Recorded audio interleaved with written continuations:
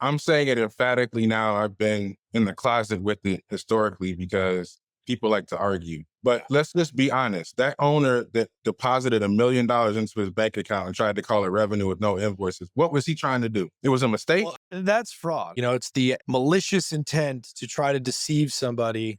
That's fraud. If you try to throw $2.7 million of EBITDA, that's really 1.3. And when the adjustments are kicked out by the quality earnings provider, you try to make up for them by a fraudulent $500,000 of prepaid. What was that?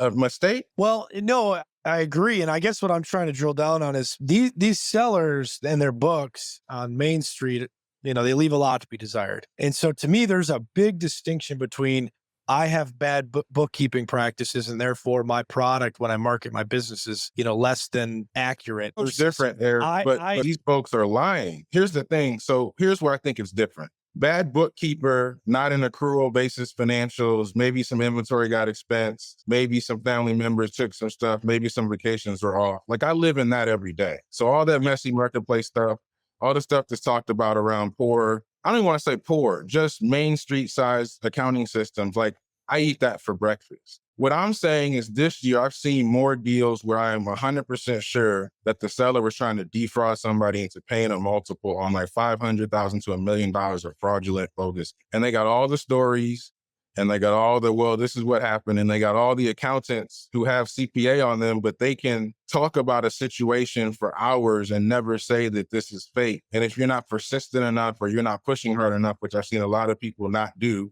you believe the story and keep going. And then people say, oh, well, the SBA they're only going to do it if it's a good deal.